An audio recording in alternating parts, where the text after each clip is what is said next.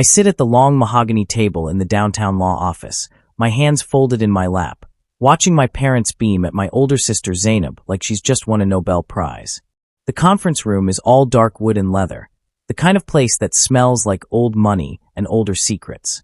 My grandfather's lawyer, Mr. Adelik, has been reading the will for 20 minutes now, his voice steady and professional as he distributes my grandfather's estate to various relatives and charities. To my granddaughter Zainab Adeyemi, Mr. Adelik reads, adjusting his glasses, in recognition of her business acumen and successful career, I bequeath the sum of $13 million to be distributed from my estate holdings and investment portfolio. The room erupts in controlled celebration. My mother gasps with theatrical joy, my father grips Zainab's shoulder proudly, and my sister sits there with a smile that manages to be both humble and triumphant. She's always been good at that, looking gracious while winning. Mr. Adelik continues reading through more distributions. Cousins getting smaller amounts, faithful employees receiving pensions, favorite charities getting generous donations. I wait for my name. Wait for the moment when grandfather acknowledges me, the grandson who visited him every week in the hospital, who read to him when his eyes got weak, who held his hand in those final days while everyone else was too busy with their important lives. The reading ends. Mr. Adelik closes the leather portfolio containing the will. My name was never mentioned. Not once. 13 million for Zainab. Nothing for Ao. 0. As if I don't exist. As if 15 years of loving my grandfather, of being there when no one else was, counted for absolutely nothing. My mother leans toward my father, not even attempting to whisper quietly, and says loud enough for everyone in the room to hear. Ao could never handle money anyway. You know how he is. The words land like a slap. My father nods in agreement, adding, best to keep the inheritance in capable hands. They're talking about me like I'm not even in the room, like I'm a child who can't understand adult conversations. The humiliation burns in my chest, hot and acidic. I stand up without a word, my chair scraping against the hardwood floor. Everyone looks at me expectantly, probably waiting for me to congratulate Zainab or make some self-deprecating joke about being the family disappointment. Instead, I grab my jacket and walk toward the door. As I pass Mr. Adelik's desk, the old lawyer does something strange. He glances around quickly to make sure no one is watching, then slips a sealed cream-colored envelope into my hand. His fingers are papery and cold, his grip surprisingly firm. Your grandfather, he whispers so quietly I almost miss it, wanted only you to see this. Not in front of them. Later. Alone. His eyes hold mine for a moment. There's something there, some urgent message I don't quite understand. Then he releases my hand, and I slip the envelope into my jacket pocket, my heart suddenly hammering against my ribs. I make it to the parking garage before I can't wait anymore. My hands are shaking as I tear open the envelope, the cream paper ripping unevenly. Inside is a single piece of my grandfather's personal stationery, the expensive kind with his initials embossed at the top. His handwriting, shaky but unmistakable, covers just one line in the center of the page. Ao, they lied to you. That's it. 4 words.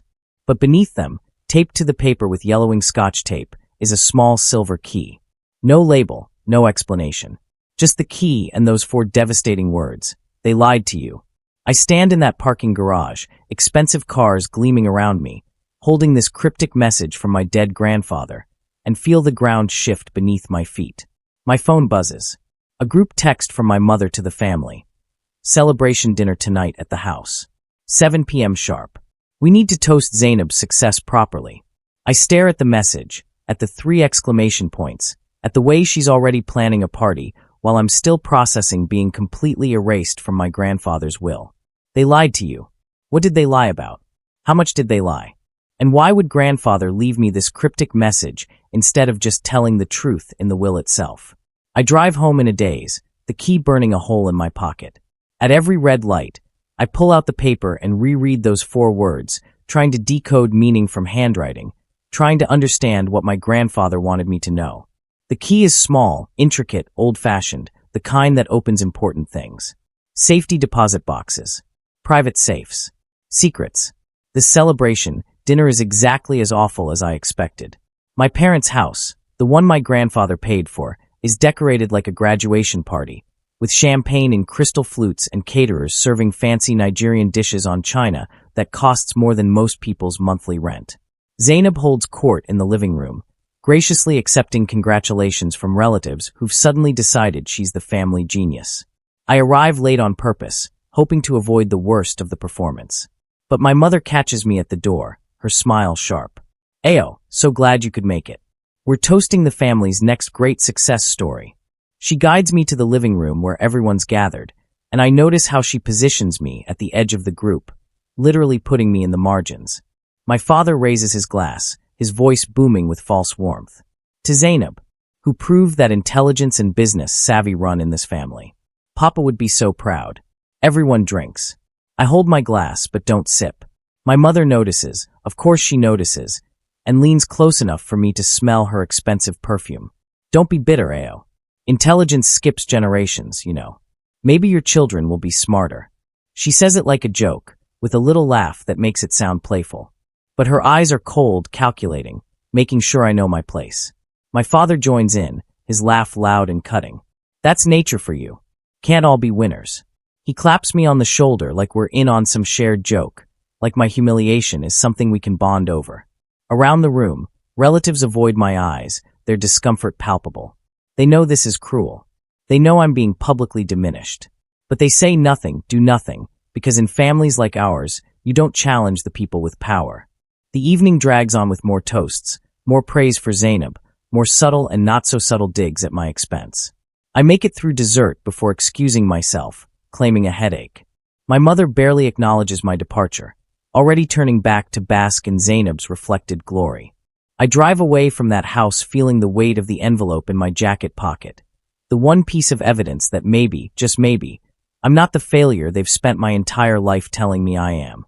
First thing Monday morning, I'm at my grandfather's old bank, the one he'd used for 40 years, long before the fancy investment firms and modern financial institutions. The building is old but well-maintained, traditional in a way that reminds me of grandfather himself.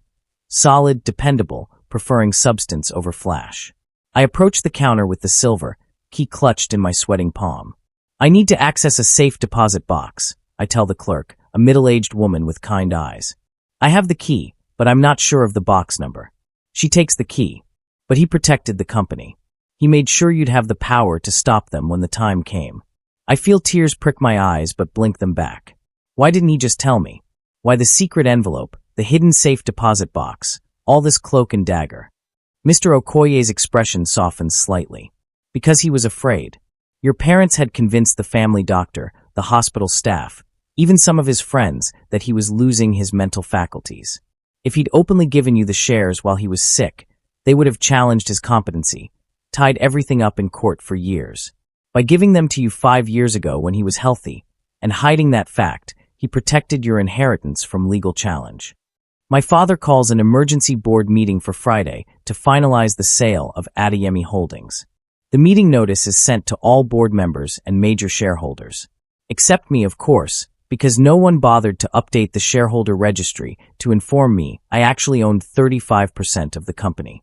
They're planning to sell my inheritance out from under me while treating me like I don't exist. I show up anyway. Friday at 9 a.m., I walk into the boardroom of Adeyemi Holdings headquarters, a building my grandfather designed, in a company he built from nothing over 40 years. My father is at the head of the table, confident and commanding. My mother sits beside him, playing the supportive wife. Zainab is there too, apparently invited to observe her future. The board members, 6 successful businesspeople who've served for years, occupy the other seats. My father sees me first. His eyes widen, then narrow with irritation. "Ayo, this is a closed board meeting. You can't just..." "Actually," Mr. Okoye says, walking in behind me with a briefcase, "Mr. Ao Adeyemi has every right to be here. He's the majority shareholder." The room goes silent. My father's face cycles through confusion, disbelief, and finally dawning horror. "What are you talking about? The shares are held in trust." Mr. Okoye opens his briefcase with a dramatic click and removes the stock certificates. These shares were transferred to Ao Adeyemi 5 years ago through a properly executed and notarized stock transfer agreement. He owns 35% of Adeyemi Holdings outright. As such, any proposed sale requires his explicit approval. He hands copies of the documents to each board member. They read in shocked silence. One of the board members, Mrs. Okoro, looks up with an expression I can't quite read. These documents are legitimate? Mr. Okoye nods. Completely. Filed with the corporate registry, taxes paid, everything in order. Mr. Adeyemi Sr. set this up before his illness, specifically to ensure his grandson had protection. My father has gone ghost pale. His hands are shaking as he grabs the documents, reading them over and over like he can will them to say something different. This can't be legal. Dad was sick. He wasn't thinking clearly. The transfer occurred 5 years ago, Mr. Okoye repeats calmly. Long before your father's illness.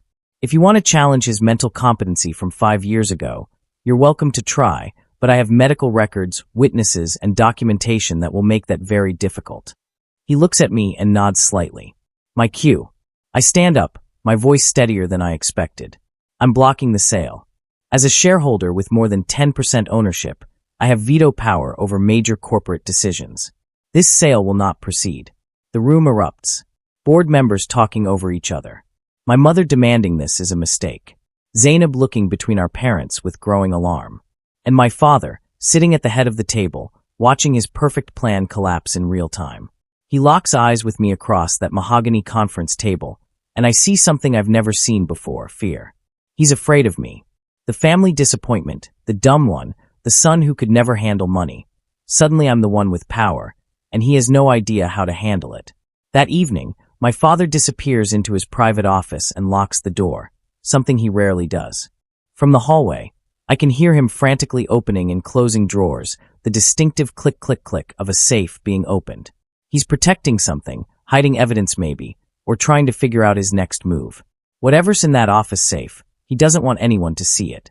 I'm still processing this when my sister Zainab shows up at my apartment uninvited. She's been crying, her makeup is smeared, her usual perfect composure shattered. "Ayo, please," she says when I open the door. "Please tell me you're going to approve the sale. The company needs this. The family needs this. You can't just..." But she stops herself, and something shifts in her expression. Fear. Panic. "Mom said you'd never find the envelope." The envelope. Singular, not plural. But her slip is revealing. "Which envelope, Zainab?" She blanches, realizes what she's said. I mean the key. The thing from grandfather. "I don't know what I'm saying. I'm just stressed," she's lying. Badly. There's another envelope, another piece of this puzzle that my parents told her about. Which means she's been in on it from the beginning. After she leaves, I go back to my parents' house. It's late, they're asleep, and I still have a key from when I lived here years ago. I feel like a criminal, sneaking through my childhood home in the dark, but I need to know what's in that safe. I can't crack the safe itself. It's modern digital, beyond my skills. But I remember my father was frantically searching his desk drawers earlier. Maybe he keeps the combination written down somewhere, the way careless people do with passwords. I'm right. Tucked under the leather desk mat is a small piece of paper with 6 digits. The safe opens smoothly, and inside I find another sealed envelope, cream-colored like mine, with my grandfather's handwriting on the front. To be delivered to Ao upon my death. This envelope was supposed to come to me. They intercepted it. Inside is a document that makes my blood run cold. It's a psychiatric evaluation, supposedly conducted 3 years ago, declaring me mentally unfit to manage my own affairs due to developmental delays and poor judgment. The document recommends that I should never be given significant financial responsibility. It's signed by a Dr. Oluwaseun Adebayo, dated and notarized. It's also completely fraudulent. I've never met Dr. Adebayo, never had a psychiatric evaluation. My parents forged this, planning to use it to challenge any inheritance I might receive. Saturday morning, I walk into my parents' house without knocking. They're having breakfast in the sunroom, casual and comfortable, no doubt discussing how to handle their troublesome son. I drop the forged psychiatric evaluation on the table between them. The toast my mother was buttering falls from her hand. My father's face goes through several colors before settling on an unhealthy red. "Where did you get that?" "That's private." "Private?" My voice is loud, shaking with rage I've been suppressing for days. "This is a forged document declaring me mentally incompetent. You were planning to use this to make sure I never inherited anything, to make sure I could be dismissed as unreliable if I ever found out the truth." My mother stands up, her face contorted with an expression I've seen my whole life, but never fully recognized as hate. "You were never good enough, Ao."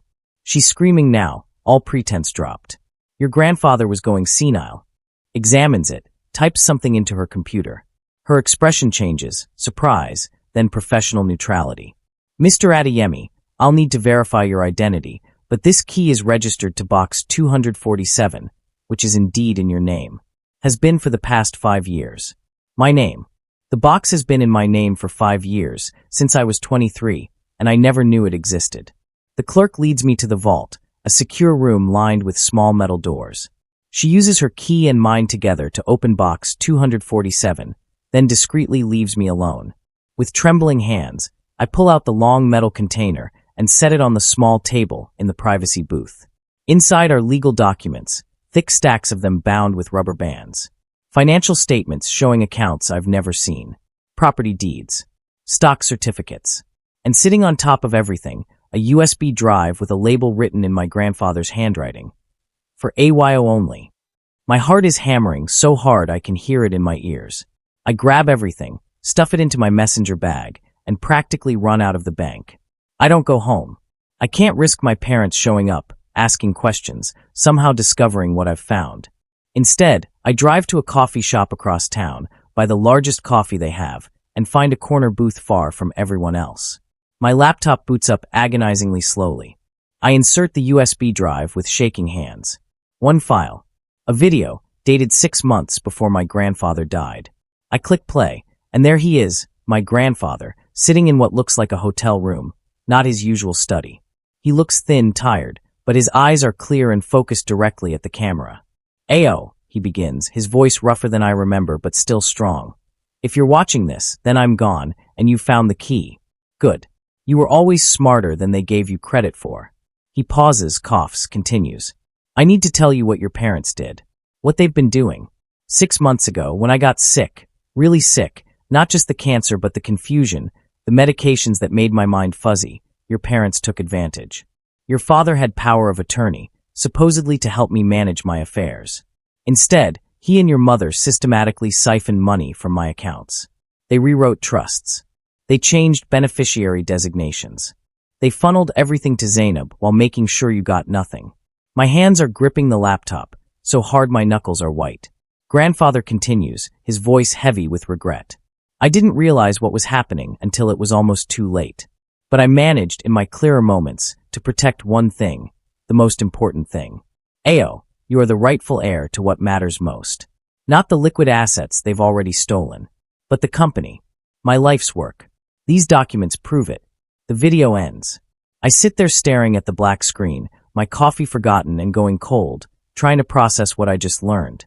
My parents, the people who raised me, who claimed to love me even while constantly diminishing me, deliberately stole my inheritance. And they did it while my grandfather was sick, vulnerable, unable to fully fight back. The betrayal is so complete, so calculated, that I feel physically nauseous. I open the legal documents with shaking hands. The first is a stock certificate issued 5 years ago, registered in my name. 35% ownership of Adeyemi Holdings, my grandfather's company. 35%. The document is notarized, properly filed, completely legal. My parents don't own the company. They have voting rights granted by grandfather's trust, but I own the actual shares. A controlling minority stake, big enough to block any major decision. Big enough to stop any sale. And according to the documents, my parents are planning to sell Adeyemi Holdings next month to a multinational conglomerate for $200 million. A sale they literally cannot complete without my approval. A sale I knew nothing about. That evening, I go to my parents' house, the formal family home where they still live, surrounded by the wealth my grandfather built. I tell them I left my phone charger here during the celebration dinner, a believable lie. My mother barely looks up from her wine, gesturing vaguely toward the study. "Check in there. Don't disturb your father, he's working." I head toward the study, but as I approach, I hear voices. My father on the phone, my mother apparently with him now. The door is slightly ajar, and their words drift into the hallway. I freeze, my hand on the charger in my pocket, listening. "Ayo will stay clueless forever," my father says, his voice confident, almost amused. "We've spent 28 years conditioning him to believe he's the family idiot. He'll never question the will, never think to dig deeper." My mother's laughter is sharp. "Once the company sells next month, we're done with him. No more pretending to care about the disappointment. We can just let him fade away. Focus on Zainab, the child who actually matters. The child who actually matters. The words cut deeper than anything else tonight. I stand in that hallway, holding a phone charger I don't actually need, listening to my parents casually discuss erasing me from their lives. They're planning to sell my grandfather's company, my company, if the documents are real, and then cut me off completely. The family disappointment, no longer useful, no longer worth even the minimal effort of pretense. I leave without announcing myself, without confronting them, without giving any indication I heard anything. Because I've learned something valuable from my grandfather's video and documents. Sometimes the best weapon is information your enemy doesn't know you have. Let them think I'm clueless. Let them think their plan is working. Meanwhile, I'll be building my counterattack. Tuesday morning, I'm in the office of Edwin Okoye, my grandfather's personal lawyer. Not Mr. Adelik who read the will, but the private attorney grandfather used for his most sensitive matters. Mr. Okoye is in his 70s, sharp-eyed, with the kind of quiet intensity that comes from decades of protecting powerful people's secrets. I spread the documents from the safe deposit box across his desk. He examines them in silence, his expression growing more serious with each page. Finally, he looks up at me, his eyes hard. "Ayo, do your parents know you have these?" I shake my head. "No one knows except you and me." He nods slowly. "Good. Keep it that way for now. Because what you're holding is the key to everything. You own 35% of Adeyemi Holdings. That's the controlling minority stake. Your parents have been operating under the assumption that the shares were held in trust and would transfer to them upon your grandfather's death. They don't know he gave them to you outright 5 years ago. Can they sell the company without me? I ask, though I already know the answer. Mr. Okoye confirms it. No. Any sale requires approval from all shareholders holding more than 10%. You can unilaterally block their sale. More than that, you have the right to call a board meeting to demand financial transparency, to audit how they've been managing the company since your grandfather got sick. He pauses, choosing his words carefully. Ayo, your grandfather told me what your parents did. The manipulation, the theft, the systematic erasure of you from his estate. He couldn't undo all of it. They'd moved too quickly, used his power of attorney too effectively. Giving shares to the wrong child. You were supposed to get nothing because you deserve nothing. You've been a disappointment since the day you were born. The words hang in the air, ugly and final. My father tries to recover, to de-escalate, but it's too late. The truth is out. They never loved me. They tolerated me at best, actively worked to harm me at worst. Everything I suspected, every hurt feeling I told myself I was imagining, it was all real. They stole from me, forged documents about me, and planned to erase me from the family entirely. This document proves fraud. I say quietly, my rage settling into something colder and more useful. You forged a psychiatric evaluation to disinherit me. That's illegal. Criminal. And I have the original envelope that was supposed to be delivered to me, showing you intercepted grandfather's final message. I pull out my phone and show them photos of everything from the safe deposit box. I have grandfather's video testimony explaining what you did. I have financial records showing the money you siphoned. I have documentation of every lie, every theft, every manipulation. My mother sinks back into her chair, her face ashen. My father stands frozen, the implications crashing down on him. They thought they'd gotten away with it. Thought they'd been clever enough, careful enough. But they underestimated the one person they'd spent a lifetime teaching to doubt himself. The dumb one. The disappointment. The son who could never handle money. That son just brought their entire scheme crashing down. The next board meeting is scheduled for Monday, but news travels fast in business circles. By Sunday evening, a journalist from a major Nigerian business publication has gotten hold of the story. How? I'm not entirely sure, though I suspect Mr. Okoye's involvement. The article runs Monday morning. Corporate dynasty torn apart by inheritance fraud. Family accused of stealing from dying patriarch. My phone explodes with calls. My parents' phones presumably do the same. By the time we all arrive at the emergency board meeting Mr. Okoye called, there are reporters outside the building, investors demanding answers, and a palpable sense that something fundamental has shifted in the Adeyemi family power structure.